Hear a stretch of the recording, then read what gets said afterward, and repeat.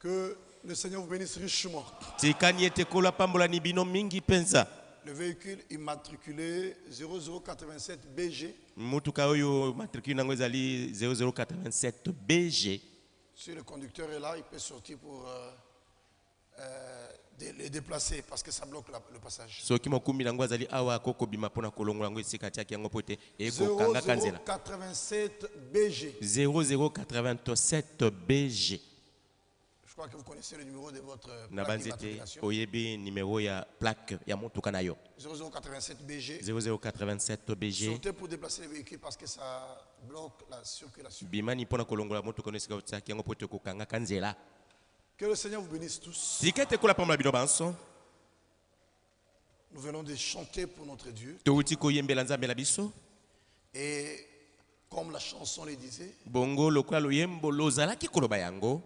nous devons chanter pour lui avec une grande joie. Notre Dieu est le roi des rois. C'est le seul Dieu qui mérite la louange et l'adoration. Ça, il faut que je vous le rappelle. Une chrétienté sans joie n'est pas normale.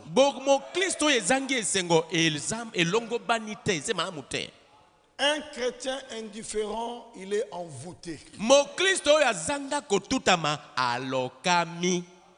Quand on loue Dieu, on doit le louer avec joie. Ça, il faut le savoir. On vient dans sa présence avec joie et avec allégresse. Et je vous dis que le salut engendre la joie. Un homme sauvé, c'est un homme joyeux. Frère, nous devrions aller en enfer. Nous étions tous semblables à des brebis destinées à la boucherie. Mais le Seigneur a porté nos péchés. Il nous a détournés du chemin de la boucherie. Aujourd'hui, nous sommes en route vers le ciel. Mais comment ne pas louer un tel Dieu? Comment ne pas le louer?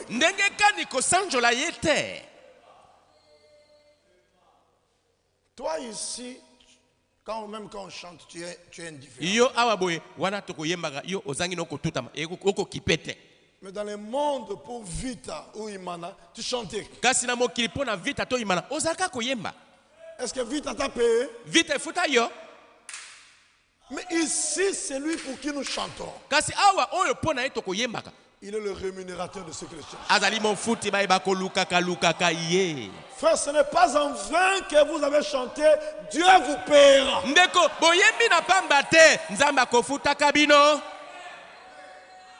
Ça, il faut le savoir. La Bible dit dans 1 Corinthiens 15, 58. Travaillons de mieux en mieux à l'œuvre du Seigneur. Pendant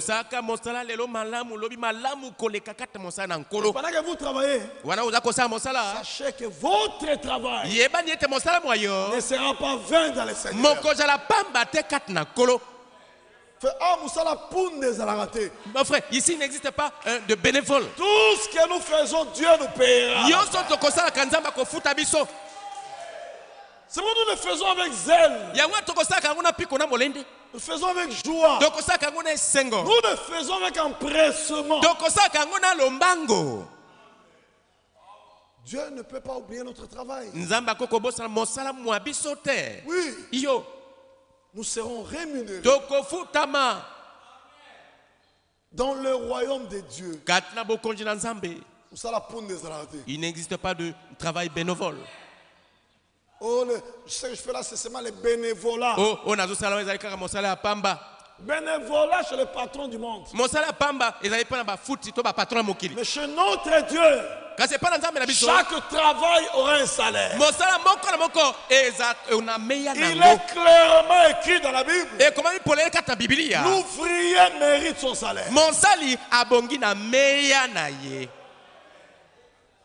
Et la Bible dit, nous travaillons avec Dieu. Bongo Bible lobiete tokosaka mosala elongo na Nzambe. Puisque nous travaillons avec Dieu, Poete tokosaka mosala na Nzambe. nous vous prions To bondeli bino. de ne pas recevoir la grâce de Dieu en vain. Ete boya bangolu na Nzambe na pamba te. Nous travaillons. Tozosaka mosala. Tu n'as pas le droit d'être indifférent dans la présence de Dieu. Ozwi makokiti akozanga kotuta makati na boja na Nzambe. Non, dans la présence de Dieu, il faut être comme le bois de gopher. Te kata boja na Nzambe sengeli za lokola nzete ona gofele. Il faut être flexible. Esengeli yotika ete bagumba yo. C'est ça la vérité. Solo yango wana. Ici, il faut s'oublier. Hein? Ndeko awe esengeli yo mibosana. Quand vous entrez ici, oubliez-vous. Tango kote ba mibosana. Ici, tout le monde doit tourner le regard vers Jésus.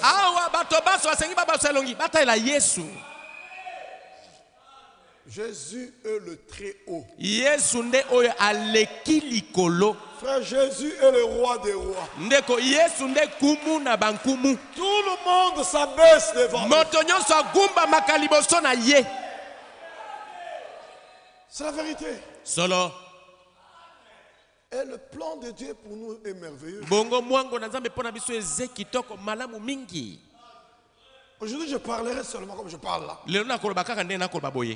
Pendant ces quelques minutes ici, peut-être 20 ou 25 minutes. Parce qu'aujourd'hui, par rapport à l'histoire du salut au temps de la fin, cette date du 2 avril est une date importante. Parce que cela fait aujourd'hui 61 ans, jour pour jour,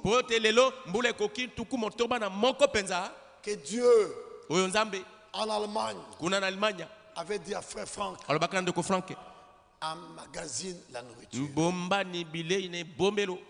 Parce qu'il y aura un temps de sécheresse. Et tu te tiendras au milieu du peuple pour la distribution. Et quand Dieu disait ça, frère Franck, frère Branham était sur la terre en ce moment-là. Et Joseph Branham avait 7 ans à cette époque-là. Et celui qui dit qu'il assume la relève au Congo était encore païen.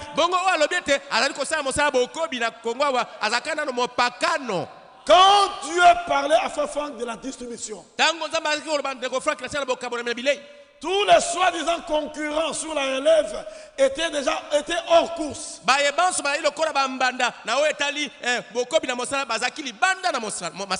Frère, quand Dieu fait faire son œuvre, il l'a fait. Et personne ne l'arrêtera. Le 2 avril 1962. Le 2 avril 1962. Il y a exactement 61 ans aujourd'hui, jour pour jour. Le Dieu du ciel est descendu en Allemagne. Et à la même heure presque. Parce qu'aux États-Unis, il y a un écart de 6 heures ou 7 par rapport à l'Allemagne. C'est que en Allemagne, comme il était vers 4 heures du matin là-bas, aux États-Unis, c'était encore le 1er avril. Pendant que Dieu disait à Evald Franck, emmagasine la nourriture, le même Dieu parlait à Branham aux États-Unis, emmagasine la nourriture. Et à Branham, Dieu s'est arrêté à l'emmagasinage. Mais à Franck, Dieu a parlé de l'emmagasinage et de la distribution.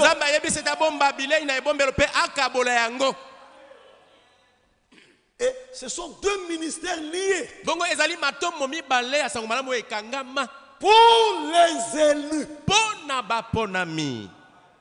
Ce n'est pas pour les vierges folles. Les vierges folles s'en moqueront. La date d'aujourd'hui, elle est significative seulement pour l'épouse. Elle ne signifie rien pour les vierges folles. Et vous allez voir qu'il y a des gens qui vont passer outre, comme si de rien n'était. Bien mes frères, En mois de mars ici, c'était l'ouverture des sceaux. Et le 2 avril, début avril, Dieu parle à Frère Franck pour la continuité et pour la distribution. Et Dieu lui a dit deux choses. Tu iras de ville en ville pour prêcher ma parole. Donc, il ne devait pas prêcher sa parole, mais c'est la parole de celui qui l'a mandaté. C'est pourquoi, frère, ici, on n'a pas besoin de déclaration. Ici, c'est que dit l'Écriture à cette chose. Nous ne savons pas les déclarations, on n'en a pas besoin. Dis-nous ce que Dieu a dit aujourd'hui. C'est ce qui est la nourriture pour nous. L'homme ne vivra pas de pain seulement, mais de toute parole sortie de la bouche de Dieu. Frère, c'est la parole qui donne la vie. Parce que dans la parole, il y a les germes de vie. C'est vrai. Et Dieu dit, tu iras de ville en ville. Je t'enverrai. C'est un envoyé. C'est-à-dire c'est un apôtre. Un apôtre, c'est un envoyé. Je t'enverrai de ville en ville pour prêcher ma parole. Et Dieu lui dit, emmagasine la nourriture. Quelle nourriture? La parole révélée, telle qu'elle se trouve contenue dans les bandes. Frère, et vous allez remarquer que après l'emmagasinage, directement la distribution devait commencer. Et Dieu lui dit, attends. Ça c'était maintenant le 3 décembre 62. Le 3 décembre 62. Quand Dieu lui dit emmagasine la nourriture, il emmagasine toutes sortes de nourriture. Les carottes, tout ça. Même l'huile, il avait emmagasiné. Et il dit que quand Dieu lui avait parlé là-bas, il avait emmagasiné aussi le blé et l'huile. Il dit les deux là. Et il dit même quand Dieu avait parlé à Frère Branham, il avait aussi parlé de blé et de l'huile aussi. Je lisais ça ce matin. Et ça m'a ramené plutôt la farine et l'huile. La farine de blé. Il avait magasiné sur la farine et l'huile. Il dit même le frère Balaam, quand Dieu lui avait parlé, il a parlé de la farine et l'huile. Et vous savez, ça m'a ramené où? Chez la veuve de Sarepta. Dans un roi 17. Où Dieu avait dit au verset 14 à 16. Dieu lui avait dit, attendez, je vais vous lire ça. La veuve de Sarepta, 1 roi 17.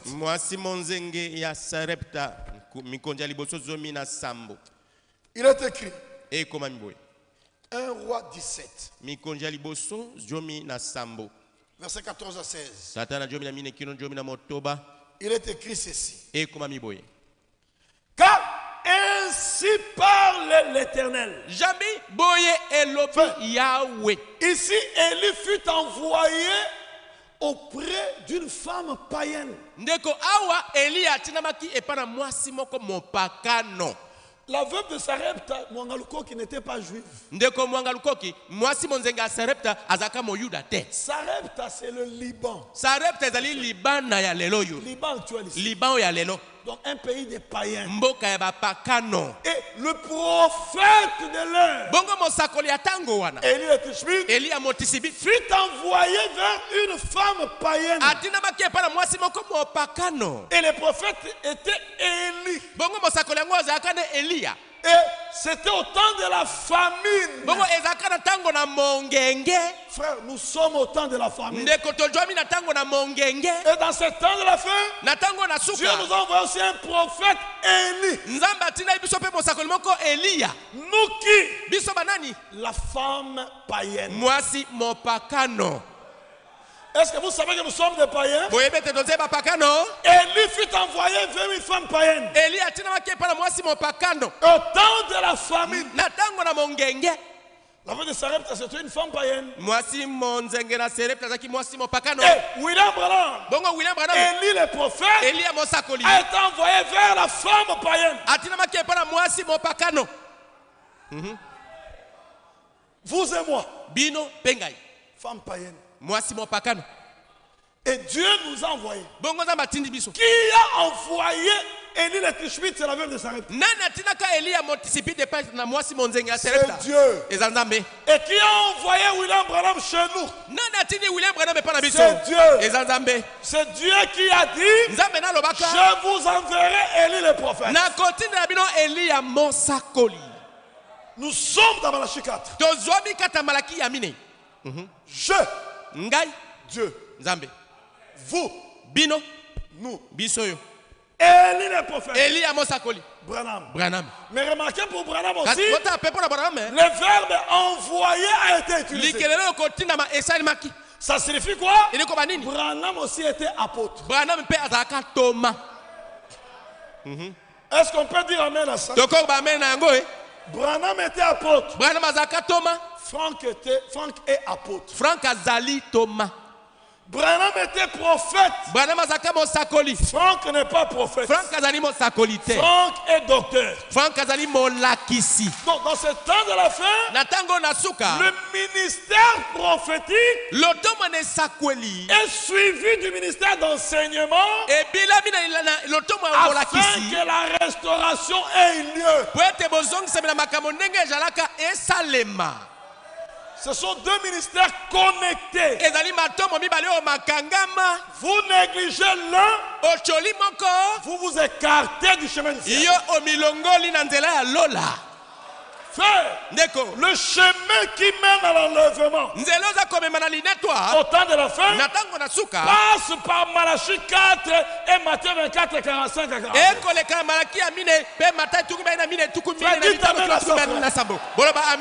Faut dire amen pour confondre les ingrédients. Quand la parole est vraie, dites amen à la parole. Nous ne sommes pas branhamistes. Nous ne sommes pas franquistes. Nous ne sommes même pas fanatiques de Jésus. Mais nous sommes croyants de la parole. C'est la vérité. Bien-aimés frères et sœurs, il faut faire la part des choses. Dieu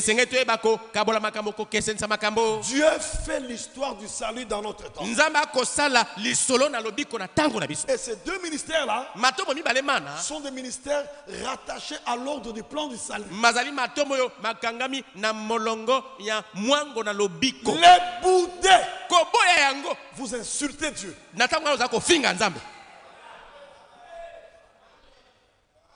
Ministère de la Frère Branham. Un ministère tel que celui de Frère Branham. Vous rejetez ce ministère. Tu injuries Dieu à ce moment-là. C'est comme si tu as donné un gifle à Dieu. Et maintenant, les larmes coulent du yeux de Dieu. Maintenant, Dieu est courroucé là. Vous savez ce que Dieu va vous faire? Attention. Frère, quand Dieu fait l'histoire du salut, alignez-vous. Prenez la décision. Le Seigneur a dit dans sa parole, si quelqu'un me sert, qu'il me suive. Et là où je suis, là sera mon serviteur. Frère, William Branham était cette sorte de serviteur là. William Branham azaki lolenge ya mbasali wana. Eva de Franck. Eva de Franck. Et ses serviteurs. Azali mosali wana. C'est-à-dire des serviteurs par lesquels l'œuvre de Dieu s'opère au temps de la fin. Tu les rejettes. Tu vas rendre un service à Dieu en dehors de sa volonté.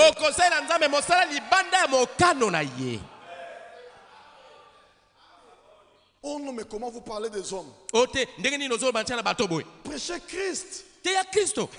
Toi, tu peux prêcher Christ sans parler des hommes. Montre-moi quelque part dans l'histoire du salut, on peut parler de Christ sans parler des hommes. Même Christ lui-même, il est venu. Ce qui arriva du temps de Noé. Ce qui arriva du temps de l'autre. Du temps d'Élie le Tishbite, il y avait plusieurs veuves. Mais c'est Dieu qui est le maître des temps et des circonstances. Mais pourquoi il n'a pas dit en mon temps? Mais il a dit du temps de Noé. Frère, le plan du salut, c'est avec les hommes. C'est le plan du salut de Dieu avec l'humanité. Ah oui. Si nous ne sommes pas là, il n'y a pas de plan du salut. Dieu a conçu le plan du salut pour nous. Et dans ce temps de la fin, nous sommes participants de son plan. Et Dieu fait l'histoire du salut avec nous. Gloire soit rendue à Dieu. Dans Malachie 4, nous sommes là. Je vous enverrai le prophète. Nous sommes là. Dans Matthieu 24, 45, nous sommes là. Quel est donc le serviteur fidèle et prudent que son maître a établi sur les domestiques de sa maison. De sa maison. Les domestiques de sa maison. Est-ce que vous comprenez le geste là? Les domestiques de sa maison. Sa maison, c'est nous. L'église, c'est la maison de Dieu sur la terre. Et dans l'église, il y a des domestiques. Faut pas le regarder parce qu'il est habillé en veste. C'est un domestique. Le frère Mabouk, même s'il est habillé en costume, c'est un domestique en costume. Même moi qui vous parle là, n'ayez pas peur de moi, je suis un domestique. Je n'ai pas honte de mon travail. Je suis un domestique. Remarquez, tous vous êtes assis confortablement. Mais le domestique est là debout en train de vous servir. En plein service. Mon sali domestique en plein service. Le serviteur fidèle et prudent établi sur le domestique de sa maison.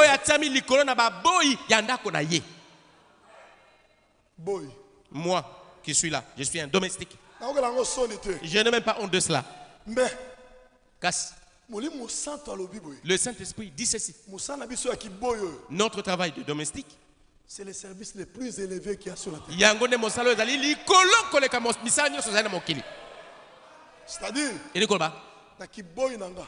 dans mon travail de domestique, je suis plus qu'un directeur de Vodacom.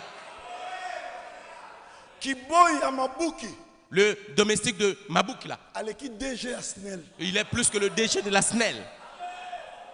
Et dans notre travail ici de domestique, nous avons plus de responsabilités que même le secrétaire général de l'ONU. Parce que le secrétaire général de l'ONU peut vous parler toute une journée sur la tribune des Nations Unies à New York. Vous sortirez sans vie. Mais quand Mabouk est là, monte ici, il parle 1 minute pour recevoir la vie. C'est la vérité, frère. C'est pourquoi malgré toi, il faut nous respecter. C'est pourquoi malgré que nous sommes des domestiques, vous nous devez du respect. Il ne faut pas dire à qui quitte là, un simple domestique. Un simple domestique. Nous ne sommes pas de simples domestiques. Nous sommes les domestiques de sa maison. Nous avons été engagés par le maître lui-même. Celui qui a engagé les serviteurs fidèles et prudents, c'est le même qui a engagé les domestiques. La différence, c'est seulement au niveau des mandats. Mandat selon l'ordre du plan du salut. Nous avons été mandatés ou envoyés selon l'ordre de l'église.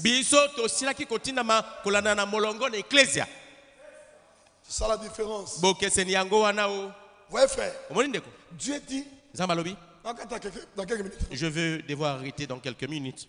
Car ainsi par l'Éternel Dieu d'Israël, la farine qui est dans les pots ne manquera point. Et l'huile qui est dans la cruche ne diminuera point. Jusqu'au jour où l'Éternel fera tomber la pluie sur la face du sol. C'est-à-dire, la nourriture que la veuve de Sarepta a emmagasinée ensemble avec Élie le Tishbite ne devait pas manquer jusqu'à ce que la pluie tombe.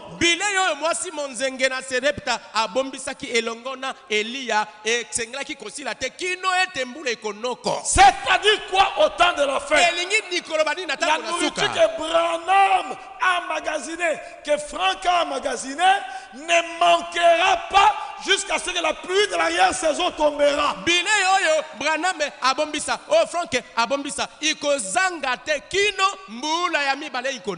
Oui, la farine c'est la parole. L'huile c'est le Saint-Esprit. Nous aurons la parole et l'esprit jusqu'à la pluie de l'arrière-saison. Dieu seul du Saint-Esprit maintenant. Et à la pluie de l'arrière-saison, Dieu se déversera sur les corps dans son ensemble. Avant ce moment-là, l'huile, la farine ne manquera pas. L'huile ne manquera pas. C'est-à-dire, nous aurons la nourriture en abondance jusqu'à la pluie de l'arrière-saison. C'est pourquoi il ne manque pas. Frère, nous avons la nourriture. Et c'est au temps de la famine.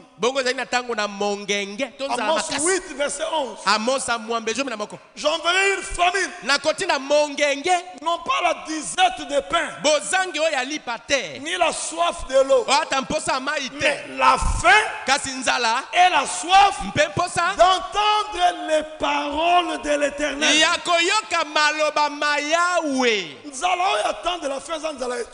La famine du temps de la fin, c'est pas la famine comparable à celle de l'Éthiopie. C'est pas la famine pour manger le pain ou le chikwang. C'est pour écouter la parole de Dieu. Cette parole de Dieu en question. C'est la nourriture emmagasinée. Et le Seigneur a dit, l'homme ne vivra pas de pain seulement, mais de toute parole sortie de la bouche de Dieu. Dieu savait que la famine sera là. Et au temps de la famine, Dieu a pourvu la nourriture. Elle est là. Et nous la mangeons. Avec beaucoup d'appétit. Est-ce que vous comprenez?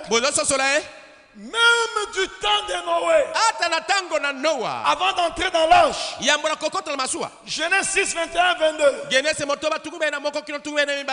Dieu a parlé de la nourriture. Genèse 6, 21, 22. Avant l'entrée dans l'arche, Dieu a dit à Noé, emmagasine la nourriture.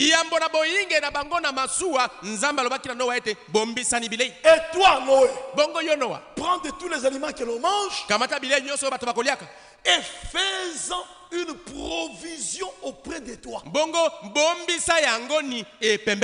C'est quoi? Emmagasine la nourriture. Donc Noé, avant d'entrer dans l'arche, il a reçu l'ordre de Dieu de faire des provisions ou d'emmagasiner la nourriture. Et c'est cette nourriture-là que les gens devaient manger pendant qu'ils sont dans l'arche. Avant de recevoir le Saint-Esprit, la nourriture doit être emmagasinée et mangée. Et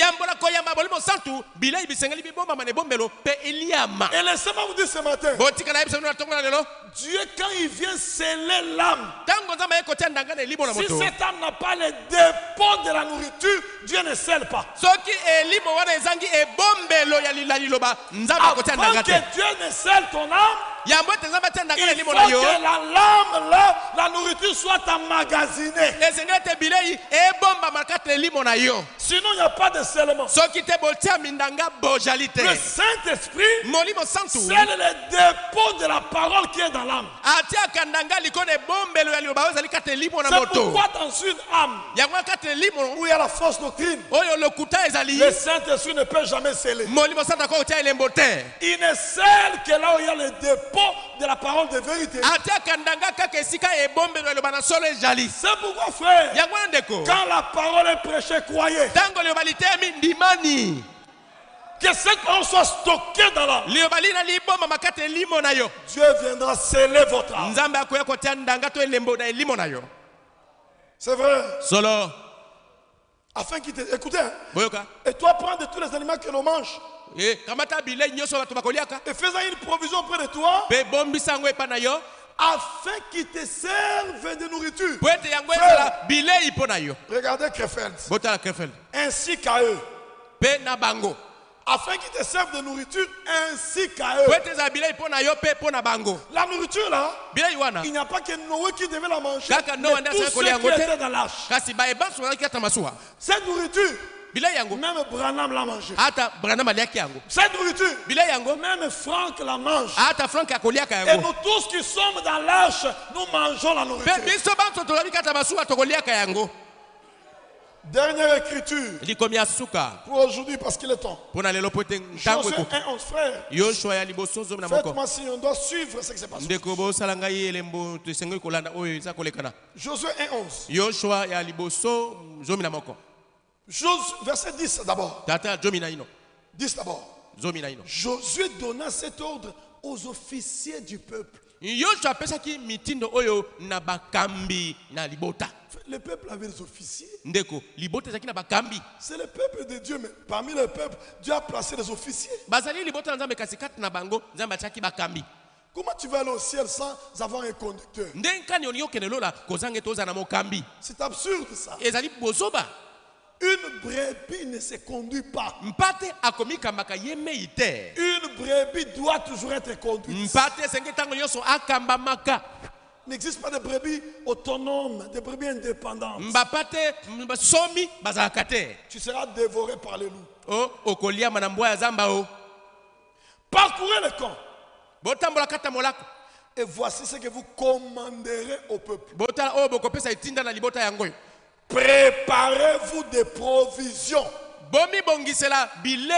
Car dans 3 jours, vous passerez ce Jourdain pour aller conquérir le pays dont l'Éternel votre Dieu vous donne la possession. Chaque fois que la nourriture est évoquée, il s'agit d'une période particulière indiquant la fin d'une époque. Du temps de Noé, la nourriture était emmagasinée juste avant la pluie. Et la pluie indiquait la fin de la génération antédiluvienne. C'est vrai. Du temps de Josué, c'était la fin de la traversée du désert. Et Dieu engage la nourriture. C'est vrai. Il faut comprendre toujours ça. La nourriture n'est pas évoquée en vain. C'est vrai, frère. C'est pourquoi il faut être reconnaissant à Dieu pour la nourriture qu'il nous a donnée au temps de la faim. Ce message, c'est la nourriture spirituelle au temps convenable. Et mangez-la sans modération. Mangez-la avec beaucoup d'appétit. Même quand nous suivons les frères Franck maintenant, suivez avec beaucoup d'attention et mangez avec beaucoup d'appétit. Que le Seigneur vous bénisse.